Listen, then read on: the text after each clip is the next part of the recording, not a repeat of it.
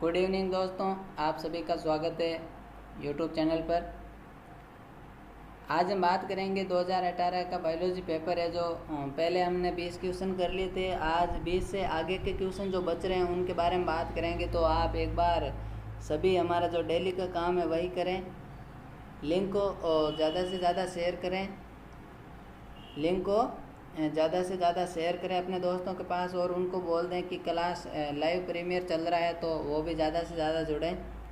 जल्दी से एक बार लिंक सेंड कर दें और जो भी यहाँ पर देख रहे हैं वो एक बार लाइक कर दें और जो भी चैनल पर नए आए और चैनल को सब्सक्राइब कर दें और जिन्होंने सब्सक्राइब नहीं किया है और देख रहे हैं वो एक बार वो भी सब्सक्राइब कर दें। दोस्तों, जैसा पता आपको 20 क्वेश्चन हमने 2018 पेपर के बायोलॉजी के कर लिए थे। आज उससे आगे की बात करेंगे। तो चलते हैं हमारे क्वेश्चन सीरीज की तरफ। आज के क्वेश्चन स्टार्ट कर रहे हैं।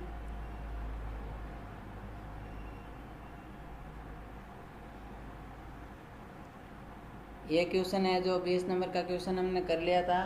आज नेक्स्ट क्वेश्चन करेंगे। कोशिका चक्र के किस परावस्था के दौरान आरएनए तथा प्रोटीन संश्लेषण होता है? कोशिका चक्र के किस परावस्था के दौरान? कोशिका द्रव्य विभाजन के टाइम, एस परावस्था के समय है, एम परावस्था के समय है, G1 तथा G2 परावस्था के समय है। किस समय है जो कोशिका चक्र का जो आरएनए है और प्रोटीन का संश्लेषण होगा? किस अवस्था में आरएनए तथा प्रोटीन का संश्लेषण होगा? जल्दी से आंसर करें। किस अवस्था में प्रोटीन एवं आरएनए का संश्लेषण होगा?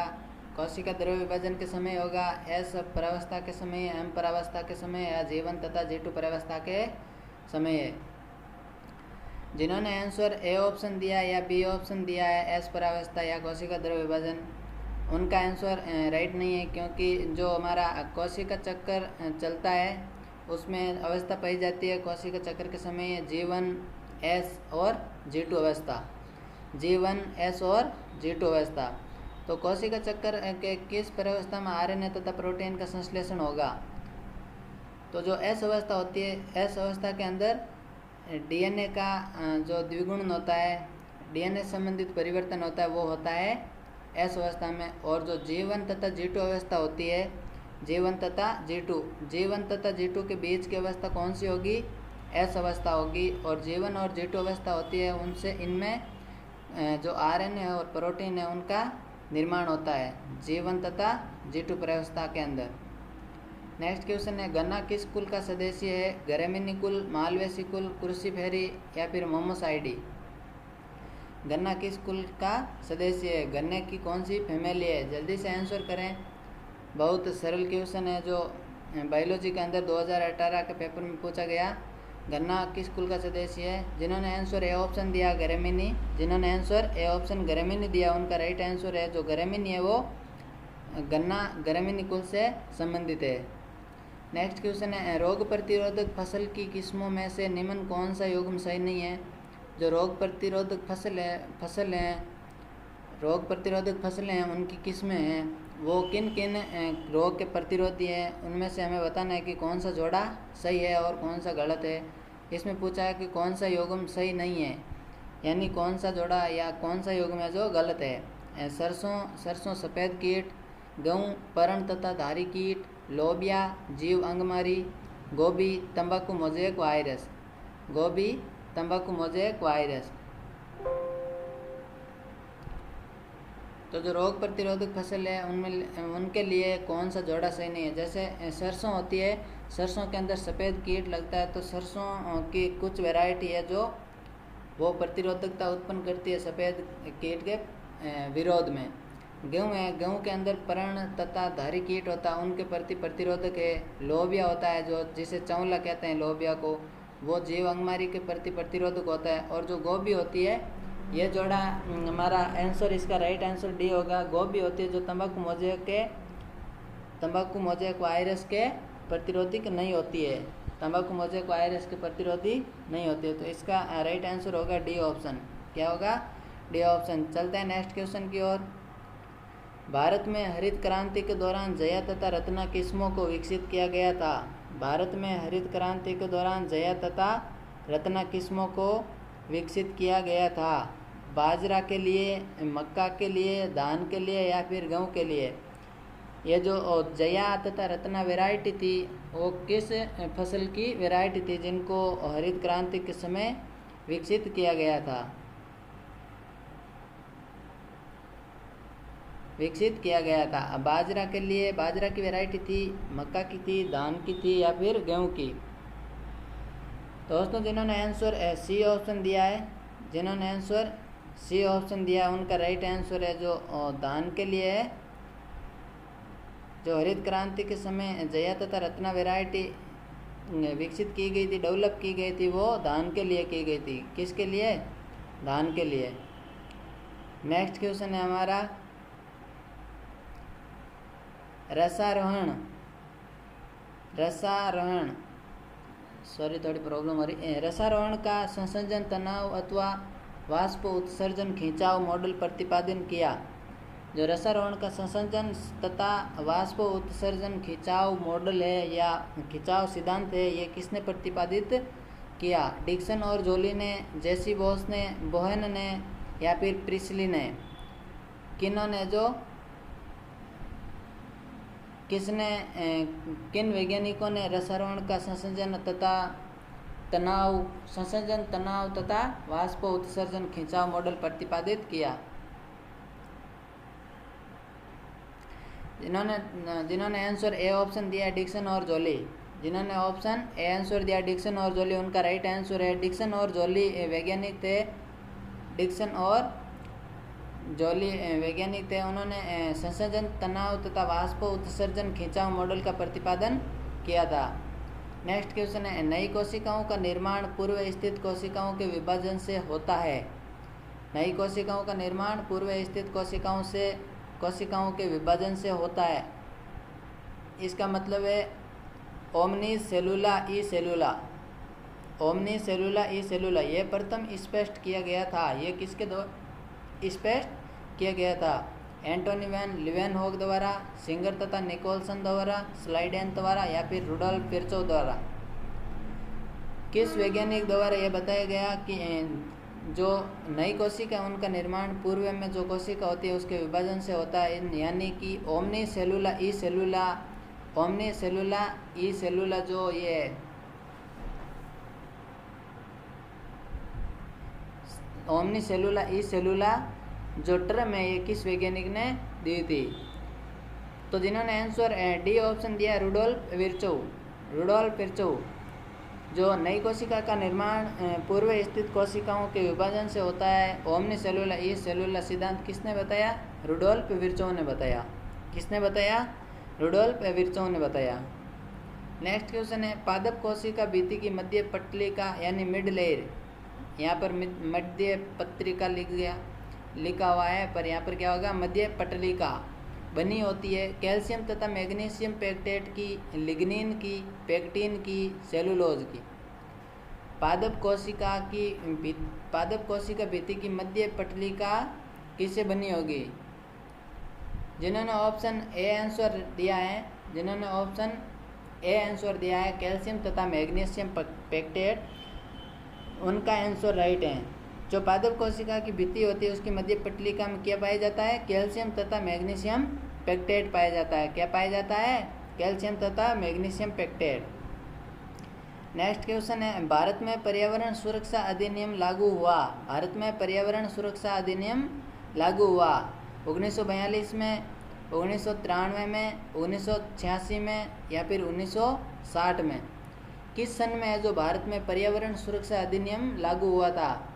जल्दी से चैट बॉक्स में आंसर करें। तो जो हमारा पर्यावरण सुरक्षा अधिनियम भारत में कब लागू हुआ? वो हुआ था 1986 में। कब हुआ था? 1986 में। भारत में पर्यावरण सुरक्षा अधिनियम कब लागू हुआ? 1986 में। नेक्स्ट क्वेश्चन है हमारा निम्नलिखित में से स्वस्थानीय संरक्षण में शामिल नहीं किया जाता।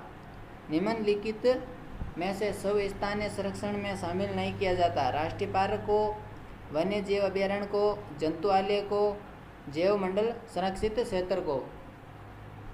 इसमें हमें बताना है कि स्वस्थानीय संरक्षण में शामिल नहीं किया जाता। किसको है जो स्वस्थानीय संरक्षण में शामिल नहीं करेंगे हम। तो जल्दी से एक बार आप आंसर दीजिए, फिर इसका आंसर मैं बता रहा हूँ। तो तब तक आप जल्दी से इसका आंसर करें चैट बॉक्स में। और जो भी नए आए हैं वो एक बार वीडियो को लाइक करें, और चैनल पर जो भी फर्स्ट बार आए हैं वो चैनल को सब्सक्राइब कर दें और बेल आइकन को भी प्रेस कर दें, ताकि नेक्स्ट डे जब क्लास आए आपके पास नोटिफिकेशन आ जाए। निम्न में से स्वस्थानीय संरक्षण में शामिल नहीं किया जा सकता। जिन्होंने answer A, B, C, D सभी ने अपना अपना आंसर दिया है, और जिन्होंने सी आंसर दिया उनका राइट आंसर है। तो इसमें हम देखते हैं कि जो राष्ट्रीय पार्क होते हैं, नेशनल पार्क होते हैं, उसको स्वस्थानीय संरक्षण के अंदर शामिल किया जाता है, उसको किया जाता है। क्योंकि राष्ट्रीय जो नेशनल पार्क होते हैं वो उसमें जब नेचुरल जैसे नेचुरलिटी होती है तो उसी पर उस पार्क को बनाकर उसे सजावटी रूप देकर बनाया जाता है। वन्य जीव अभयारण्य, तो वन्य जीव अभयारण्य से मतलब हुआ कि जहाँ बड़े वन क्षेत्र हैं और वहाँ पर जीव रह रहे हैं, जैसे जीव जंतु रह रहे हैं, तो वहाँ पर एक निश्चित क्षेत्र के अंदर अभयारण्य यानी निश्चित क्षेत्र को बंदी बनाकर उसमें वन्य जीवों को रखा जाता है। इसका मतलब ये भी स्वस्थानीय संरक्षण हो गया। बात आती है हमारे जंतुआलय की। जंतुआलय में क्या होता है, जो जंतु होते हैं उनको एक्सपोर्ट किया जाता है।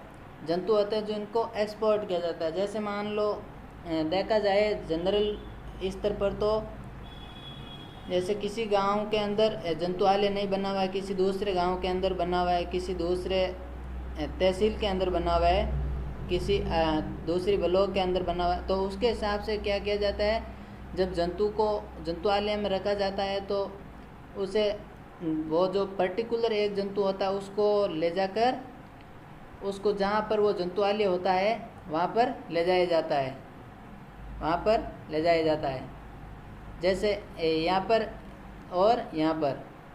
अब जो जंतुआलय होता है वो जंतुआलय तो इस गांव या ब्लॉक है जो यहाँ पर बना हुआ है, और यहाँ से एक जंतु है, यहाँ से ये जो जंतु दिख रहा है ये जंतु है। इसको जब हम यहाँ से यहाँ लेकर जाएंगे, यहाँ से यहाँ लेकर जाएंगे, तो यहाँ क्या होगा, इसका जो स्वस्थानीय संरक्षण नहीं होगा। इसका जो ये खुद का स्थान था जहाँ ये रह रहा था, इसको यहाँ से उठाकर यहाँ ले गए, और यहाँ है जो इसको संरक्षित किया गया।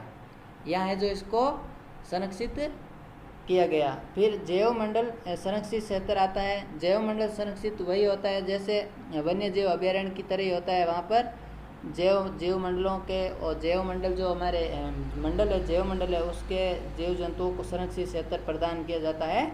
तो वो हो गया जैव मंडल संरक्षित क्षेत्र। तो इसका जो राइट आंसर होगा स्वस्थानीय संरक्षण में शामिल किसे नहीं करेंगे, तो हम जंतुआलय को नहीं करेंगे। किसको नहीं करेंगे? जंतुआलय को। नेक्स्ट क्वेश्चन है हमारा, अफीम का वानस्पतिक नाम है। Papaver somniferum, Piper betle, Erythroxylum coca, Acacia catechu. जल्दी से चैट बॉक्स में आंसर लिखें। अफीम का वानस्पतिक नाम क्या है? अफीम का वानस्पतिक नाम ऑप्शन ए, बी, सी या फिर डी। फटाफट से आंसर लिखें। जिन्होंने ऑप्शन ए आंसर दिया पेपेवर सोमनिफेरा। क्या आंसर दिया है? पेपेवर सोमनिफेरा। तो अफीम का वानस्पतिक नाम होगा जो पेपेवर सोमनिफेरा नाम होगा। नेक्स्ट क्वेश्चन है, राष्ट्रीय वानस्पतिक शोध संस्थान स्थित है। तो राष्ट्रीय वानस्पतिक शोध संस्थान कहाँ पर स्थित है? कोलकाता में, लखनऊ में, देहरादून में या फिर जयपुर में। राष्ट्रीय वानस्पतिक शोध संस्थान। तो जिन्होंने आंसर बी दिया है, जिन्होंने बी ऑप्शन आंसर दिया लखनऊ, उनका राइट आंसर है राष्ट्रीय वानस्पतिक शोध जो संस्थान स्थित है वो कहाँ पर है? लखनऊ के अंदर। कहाँ पर है? लखनऊ के अंदर। नेक्स्ट क्वेश्चन हमारा, विटामिन के की आवश्यकता होती है। कैल्शियम तथा फास्फोरस उपापचय नियमन में, शोषण में, कार्बोहाइड्रेट उपापचय में, रुधिर स्कंदन के लिए आवश्यक प्रोथ्रोम्बिन के निर्माण में।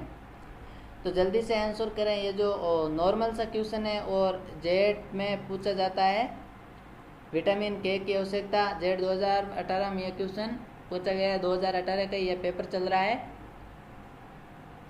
विटामिन के की आवश्यकता क्यों पड़ती है हमको? कैल्शियम तथा फास्फोरस उपापचय नियमन में या फिर शोषण में, कार्बोहाइड्रेट उपापचय में, रुधिर स्कंदन के लिए आवश्यक प्रोथ्रोम्बिन के निर्माण में। जिन्होंने आंसर डी ऑप्शन दिया है, जिन्होंने आंसर डी ऑप्शन दिया है उनका राइट आंसर है। जो रुधिर स्कंदन के लिए आवश्यक प्रोथ्रोम्बिन का निर्माण करता है और जो रुधिर स्कंदन करता है, मुख्य कार्य क्या है हमारे जो पोटेशियम क्या विटामिन के का रुधिर स्कंदन करना। ये जो प्रोथ्रोम्बिन होता है, आवश्यक प्रोथ्रोम्बिन ये तंतु पाए जाते हैं जो क्या करते हैं, रुधिर स्कंदन का कार्य करते हैं और इसके लिए होता है जो ये विटामिन के आवश्यक होता है, विटामिन के आवश्यक होता है। नेक्स्ट क्वेश्चन हमारा, फेफड़ों में गैस का अधिकतम विनिमय होता है। फेफड़ों में गैस का अधिकतम विनिमय कैसे होता है? सामान्य विसरण द्वारा, सक्रिय परिवहन द्वारा, निष्क्रिय परिवहन द्वारा, निर्विघ्न विसरण द्वारा। फेफड़ों में गैस का अधिकतम विनिमय कैसे होगा? जल्दी से आंसर कीजिए। Option A, B, option C या फिर ऑप्शन डी। कौन सा ऑप्शन राइट होगा? फेफड़ों में गैस का अधिकतम विनिमय के संबंध में किस टाइप का विसरण होगा या परिवहन होगा तो फेफड़ों के अंदर अधिकतम विनिमय होगा? जिन्होंने ऑप्शन ए आंसर दिया है, जिन्होंने ऑप्शन ए आंसर दिया उनका राइट आंसर है जो फेफड़ों में गैस का अधिकतम विनिमय होता है वो किन से होता है? वो होता है सामान्य विसरण द्वारा। किसके द्वारा? सामान्य विसरण द्वारा। नेक्स्ट क्वेश्चन है, एट्रोपा बेलाडोना। एट्रोपा बेलाडोना किस कुल का सदस्य है? Apocynaceae, Rubiaceae, Solanaceae, Malvaceae. जल्दी से चैट बॉक्स में आंसर करें। एट्रोपा बेलाडोना किस कुल का सदस्य है? किस कुल से संबंध है एट्रोपा बेलाडोना का? और जो एट्रोपा बेलाडोना है इसका नाम क्या है? इसका नाम है बेलाडोना। इसको अकेले को देखा जाए तो इसका नाम क्या है? सामान्य नाम होगा बेलाडोना, बेलाडोना। और जिसका साइंटिफिक नाम पूछा जाए तो इसका होगा एट्रोपा बेलाडोना। तो ये एट्रोपा बेलाडोना किस कुल का सदस्य है? जिन्होंने ऑप्शन सी आंसर दिया है, जिन्होंने ऑप्शन सी आंसर दिया है सोलेनेसी। क्या? सोलेनेसी। उनका राइट आंसर है जो एट्रोपा बेलाडोना है वो सोलेनेसी से संबंध रखता है। किस कुल से संबंध रखता है? सोलेनेसी कुल से। अवर्णीय लवक जो कार्बोहाइड्रेट स्टार्च का संचयन करता है, कार्बोहाइड्रेट स्टार्च का संचय करता है कहलाते हैं एमाइलोप्लास्ट, एटियोप्लास्ट, इलियोप्लास्ट या फिर एल्यूरोप्लास्ट। जो लवक होते हैं उनमें अवर्णीय लवक में भी अवर्णीय लवक, जो अवर्णीय लवक होते हैं वो कार्बोहाइड्रेट यानी स्टार्च मंड का संचय करते हैं, उनको क्या कहेंगे? जल्दी से आंसर करें। क्या कहेंगे जो मंड का संचयन करते हैं उनको? उन अवर्णीय लवक को क्या कहेंगे जो कार्बोहाइड्रेट या स्टार्च या फिर मंड का संचयन करते हैं? जिन्होंने ए ऑप्शन दिया है एमाइलोप्लास्ट, जिन्होंने ए ऑप्शन दिया है एमाइलोप्लास्ट उनका राइट आंसर है। जो अवर्णीय लवक होते हैं वो कार्बोहाइड्रेट स्टार्च में संचयन का मतलब जो संचय करते हैं उन्हें क्या कहते हैं? एमाइलोप्लास्ट कहते हैं। और इसी के साथ एटियोप्लास्ट और है, इलियोप्लास्ट है, एल्यूरोप्लास्ट और है। तो जो ऑयल यानी तेल या फिर वसा, हाँ, तो इलियोप्लास्ट होंगे जो क्या करेंगे? फैट युक्त पदार्थ का संचयन करेंगे। इलियोप्लास्ट ऑयल या वसा का करेंगे। और एल्यूरोप्लास्ट किसका करेंगे? एल्यूरोप्लास्ट करेंगे हमारे प्रोटीन का। किसका करेंगे? प्रोटीन।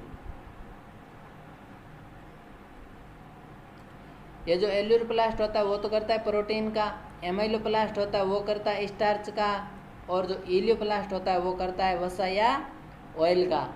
इलियो से आप जो नॉर्मल घर में यूज करते हैं वर्ड उससे समझ लो, जो तेल होता है, तेल जो तेलीय फसल होती है हमारी, जैसे तिलहन की फसल कौन सी होगी? तिल हो गया, सीसेमम। क्या हो गया? तिल, सीसेमम। तो सीसेमम के अंदर क्या होता है? इली, इली जो कीट होता है, इली इंसेक्ट होता है जो पड़ जाता है, जो छोटी लट के रूप में होता है और वो नुकसान पहुंचाता है हमारे तेल वाली फसलों को। तो उसे समझ लेना कि जो तेल वाली फसल होती है, तेल होता है, तेल में क्या होती है? इली होती है। क्या होती है? इली। और इली से इलियोप्लास्ट। अब इलियोप्लास्ट को, जो इलियोप्लास्ट है वो किसका संग्रहण करेंगे? तो वो करेंगे वसा या ऑयल का। वसा या ऑयल यानी तेल युक्त पदार्थों का। नेक्स्ट क्वेश्चन है, यकृत फलुक पर परपोषी के एंजाइम का प्रभाव किस कारण नहीं होता है? यकृत फलुक होता है, यकृत फलुक, लिवर फलुक भी कहते हैं, जो 12th में पढ़ा होगा आपने। लिवर फलुक पर परपोषी के एंजाइम, परपोषी ये क्या होता है? परजीवी होता है यकृत। यकृत यानी लिवर फलुक होता है, जो क्या होता है? परजीवी होता है। और जिस पर यह परजीवी का रूप में रहता है वो होता है परपोषी। परपोषी के एंजाइम का प्रभाव किस कारण नहीं होता है? अधिचर्म के कारण, कंटक के कारण, चूसक के कारण या फिर आधार कला के कारण? जल्दी से आंसर कीजिए। राइट आंसर कौन सा होगा? Option A, option B, option C या फिर ऑप्शन डी। यकृत फलुक पर परपोषी के एंजाइम का प्रभाव किसके कारण नहीं पड़ता है? जिन्होंने ऑप्शन ए आंसर दिया है, जिन्होंने ऑप्शन ए आंसर दिया उनका राइट आंसर है, जो यकृत फलुक होता है उसके ऊपर जो उसकी एपिडर्मिस होती है, उसकी एपिडर्मिस अधिचर्म होती है, तो उस अधिचर्म के कारण परपोषी, जैसे ये सजीवों के अंदर अंत्य परजीवी है। क्या है? आंतरिक परजीवी, यानी अंदर रहता है, ये परजीवी के रूप में अंदर रहता है। यकृत से सीधा पता चलता है कि यकृत हमारा कहाँ होता है? यकृत शरीर के अंदर होता है। और ये यकृत फलुक यानी यकृत पर कार्य करने वाला, यकृत को नुकसान पहुंचाने वाला फलुक यानी कीट मान लो या परजीवी है। क्या है? परजीवी। तो जो इसमें क्या पाया जाता है, इसमें हमारे एंजाइम का प्रभाव किस कारण नहीं होता है? इस पर जो अधिचर्म पाई जाती है, इसकी एपिडर्मिस होती है, त्वचा होती है, ऊपरी त्वचा, वो हमारे जो एंजाइम होते हैं उनके प्रतिरोधी होते हैं, उनके प्रतिरोधी यानी रेसिस्टेंट होती है। इसके कारण इस पर हमारे एंजाइम का कोई फर्क नहीं पड़ता है और ये हमारे जो यकृत है उसको डैमेज करते जाता है। नेक्स्ट क्वेश्चन है, कॉकरोच में अंड कवच का निर्माण कौन सी ग्रंथि करती है? छत्रक ग्रंथि, फैली ग्रंथि, संग्राहक ग्रंथि, यूरिकोज ग्रंथि।